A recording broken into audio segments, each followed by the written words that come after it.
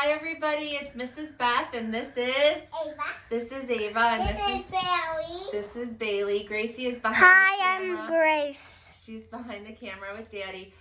We were looking through our stuff. We're wearing our St. Patrick's Day green. I'm wearing my leprechaun hat. We were looking through our stuff and I don't have any St. Patrick's Day books here. I thought I did. But I decided to read, and we've read it before, Giraffes Can't Dance, because I wanted to remind us that we can persevere and we can still learn at home, and we are going to still work hard and be kind at home and persevere at home. All right? Giraffes can't dance. Gerald was a tall giraffe whose neck was long and slim, but his knees were awfully crooked and his legs were rather thin. He was very good at standing still and munching shoots off trees. Close your mouth. But when he tried to run around, he buckled at the knees. Oh no, poor Gerald. Now every year in Africa, they hold the jungle dance, where every single animal turns up to skip and prance. And this year when the day arrived, poor Gerald felt so sad, because when it came to dancing, he was really rather bad. The warthogs started waltzing, and the rhinos rocked and rolled. The lions danced a tango that was elegant and bold. The chimps all did a cha-cha with a very Latin feel, and 8 baboons then teamed up for a splendid Scottish reel. Like flowers. Gerald swallowed bravely as he walked toward the floor. But the lions saw him coming, and they soon began to roar. Hey, look at clumsy Gerald, the animals all sneered. Giraffes can't dance, you silly fool. Oh, Gerald, you're so weird. Oh, they are not being kind, right?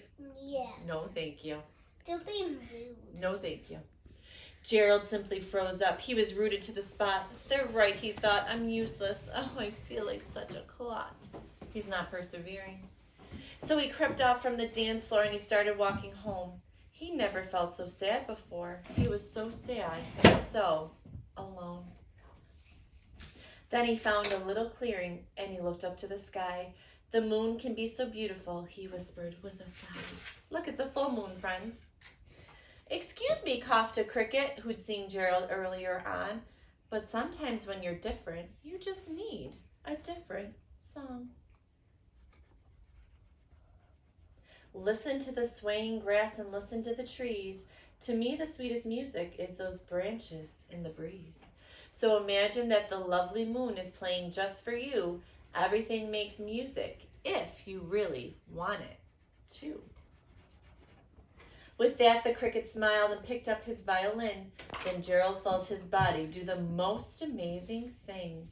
His hooves started shuffling, making circles on the ground. His neck was gently swaying, and his tail was swishing around. What is he doing? Dancing. He's starting to dance. He's persevering, friends. I need scissors. Okay, honey, hold on. He can dance. He threw his legs out sideways, and he swung them everywhere. Then he did a backward somersault, and he leapt into the air.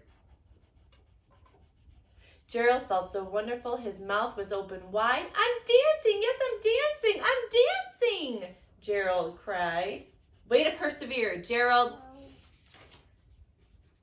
Then one by one, each animal who'd been there at the dance arrived while Gerald boogied on and watched him quite entranced.